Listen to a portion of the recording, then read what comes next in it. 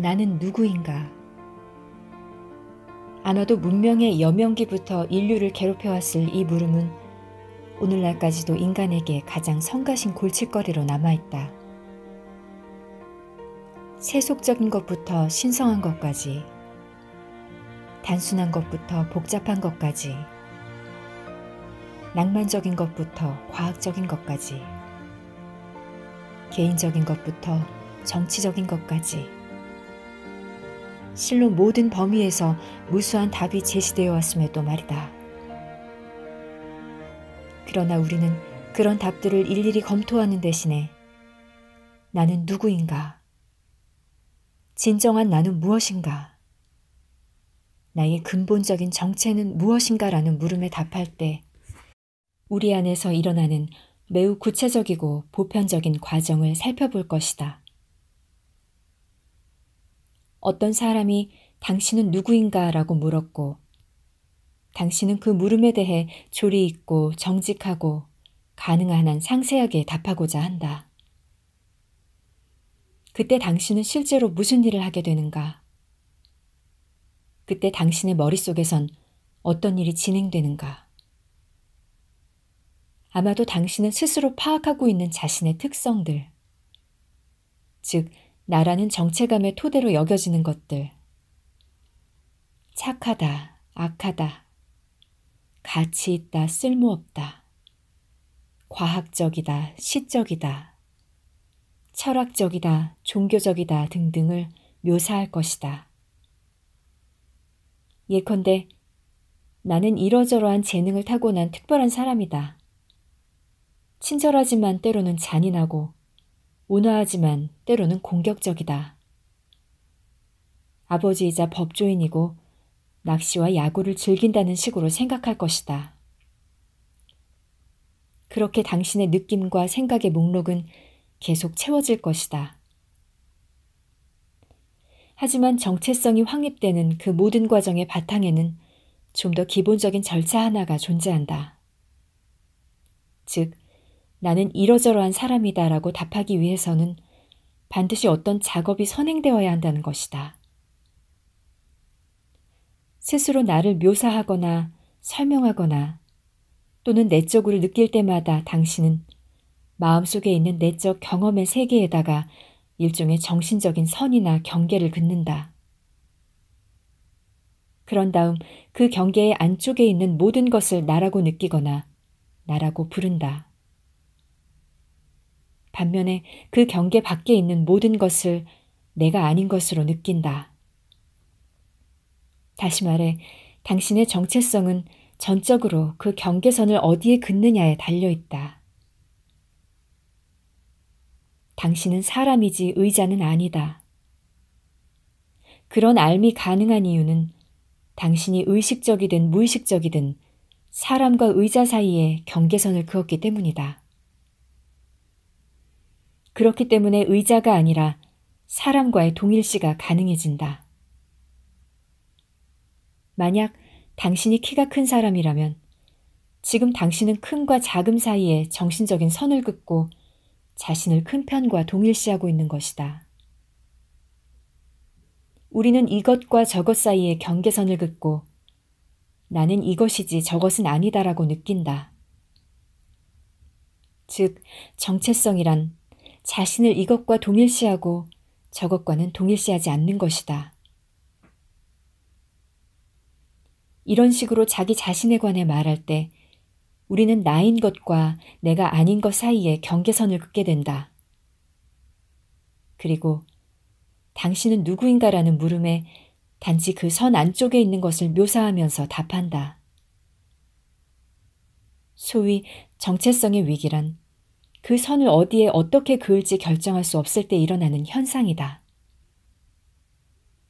요컨대 당신은 누구인가라는 물음은 당신은 어디에 경계를 설정했는가라는 의미인 것이다.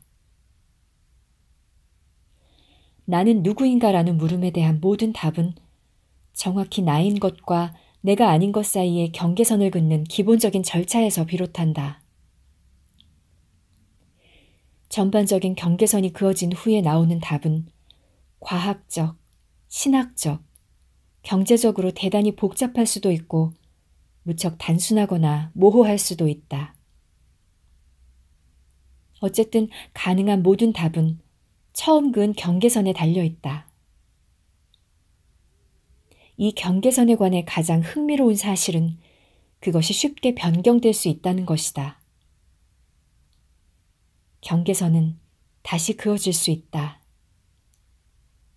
내 영혼의 지도를 다시 그림으로써 우리는 이전에는 미처 가능하다거나 얻을 수 있다거나 바람직하다고는 생각지 못했던 것들을 그 새로운 영역 속에서 발견하곤 한다.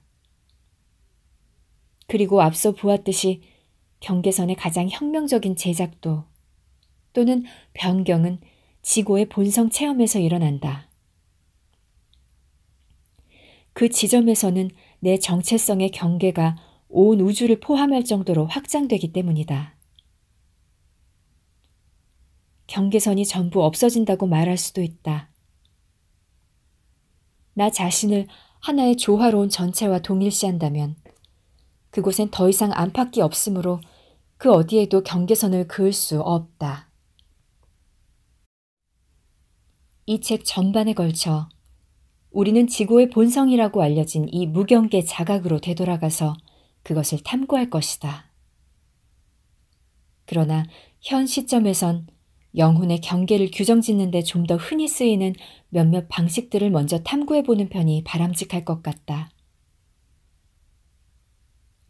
경계선에는 그것을 긋는 사람 수만큼이나 많은 종류가 있을 수 있다. 하지만 그 경계들은 전부 간단히 확인할 수 있는 몇 가지로 분류될 수 있다.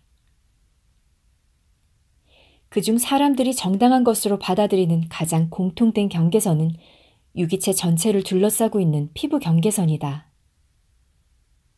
아마도 이것이야말로 가장 보편적으로 받아들여지는 나와 나 아님의 경계일 것이다. 피부 경계선의 안쪽에 있는 것은 모두 나이며 그 밖에 있는 것은 모두 내가 아니다. 피부 경계선 밖에 있는 것들 중에도 나의 것이라고 불리는 것이 있긴 하지만 그렇다고 그것들이 나는 아니다. 예컨대 우리는 나의 차, 나의 직업, 나의 집, 나의 가족을 인식하지만 그것들은 우리의 피부 안쪽에 있는 것들과는 사뭇 다르게 취급된다. 따라서 피부 경계선은 가장 기본적으로 통용되고 수용되고 있는 나와 나 아님의 경계 중 하나이다.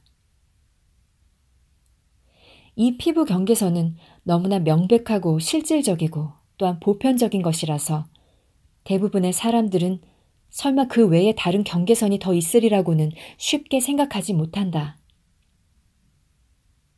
그러나 실제로는 많은 사람들에 의해 그어진 지극히 보편적이고 명확한 또 다른 경계선이 있다.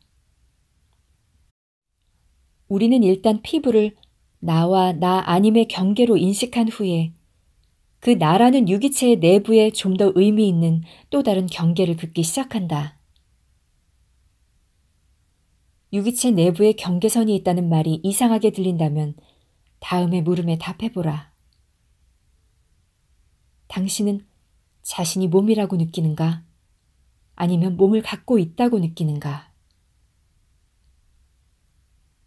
대부분의 사람들은 자동차나 집 또는 다른 물건을 소유하고 있는 것처럼 자신이 몸을 갖고 있다고 느낀다. 그러므로 몸은 나라기보다는 나의 것처럼 보인다. 그런데 나의 것은 정의상 나와 나 아님의 경계선 밖에 놓여 있는 것이다. 이처럼 사람들은 나라는 유기체 속에서 특정 부분을 좀 더 친밀하게 느끼며 강하게 그것과 동일시한다. 진정한 나로 느껴지는 그 부분을 우리는 흔히 마음, 정신, 에고, 성격 등의 이름으로 부른다. 생물학적으로는 몸과 마음, 정신과 육체, 에고와 육신을 서로 떼어놓거나 근본적으로 갈라놓을 어떤 근거도 없다. 하지만 심리학에서는 이런 분리가 마치 전염병처럼 유행하고 있다. 실제로 심신의 분리와 그에 수반된 이원론은 서구 문명의 기본적인 사고방식이기도 하다. 마음과 몸 사이의 경계선은 분명히 출생 시에는 존재하지 않았던 기묘한 것이다. 그러나 성장 과정을 통해 나와 나 아님의 경계가 그어지고 그것이 더욱 강화되기 시작할 때 우리는 점차 자신의 몸에 대하여 모순된 감정을 품게 된다. 몸을 경계선 안에 포함하는 것이 좋을까? 아니면 이질적인 영역으로 외면하는 것이 좋을까? 어디에 경계선을 긋는 것이 좋을까? 한편에서 보면 몸은 인생을 살아가는데 많은 즐거움의 원천이 된다. 성적 희열, 음식의 맛, 황혼의 아름다움 등을 느끼는 것은 바로 몸의 감각들이다. 그러나 다른 편에서 보면 몸은 급작스런 통증, 지긋지긋한 만성병, 고문과도 같은 암투병 등 무서운 공포의 근거지이기도 하다. 이 모든 것이 몸과 직결되어 있다. 어디에 선을 그을 것인지가 점점 더 어려워진다. 몸은 외부 세계만큼이나 거의 이질적인, 그러나 완전히 이질적이진 않은 영역이 된다. 이처럼 마음과 몸 사이의 경계가 설정되고 그는 단호하게 마음과 자신을 동일시하게 된다. 그는 자신이 머릿속에 살고 있다고까지 느낀다. 요컨대 이제 그의 정체성은 전 유기체를 담아내는 것이 아니라 에고라고 하는 유기체의 일부분으로 한정된다. 다시 말해 정신적인 자아상. 그것이 구체적이든 그렇지 않든 간에 그와 관련된 지적, 정서적 작용에다 자신을 동일시하는 것이다. 그는 전 유기체를 동일시의 대상이 아니라 그저 하나의 심상이나 이미지로서 대하게 된다. 따라서 에고만을 자신이라고 느끼고 몸은 에고의 휘하에 종속되는 처지가 된다. 이렇게 우리는 에고 또는 자아상을 나의 정체성으로 확립시키는 또 하나의 경계선을 알게 되었다. 물론 이러한 나와 나 아님의 경계선은 상당히 융통성 있는 것이다. 그러니 에고 또는 마음의 내부에 또 다른 경계선이 설정될 수 있다고 해도 그다지 놀라운 일은 아닐 것이다. 다양한 이유로 인해 그는 곧 마음의 일부분을 내가 아닌 것이라고 부정하게 된다. 심리학 전문 용어로 말하면 그는 자기 정신의 내용들 중 어떤 것을 소외, 억압, 분리, 투사하기 시작한다. 즉, 나와 나 아님의 경계를 에고의 경향성 중 일부분에만 국한시킴으로써 동일시 영역을 더욱 좁힌다는 것이다. 이렇게 한 번 더 협소해진 자아상을 우리는 페르소나라고 부를 텐데 그 의미는 이야기를 진행해감에 따라 점차 분명해질 것이다. 이처럼 정신 영역 중에서도 일부 페르소나하고만 자신을 동일시하게 되면 자연히 그는 내가 아닌 그 나머지 영역은 실제로 이질적이고 이상하고 두려운 대상으로 느끼기 시작한다. 또한 그는 스스로 원치 않는 영역, 그림자를 의식으로부터 배제하기 위한 시도로서 자신의 영혼을 제작도 하려 든다. 많든 적든 이제 그는 자신의 마음 전체가 아니라 마음의 일부가 되었다. 이미 눈치챘겠지만 이것이 또 하나의 보편적인 경계선이다.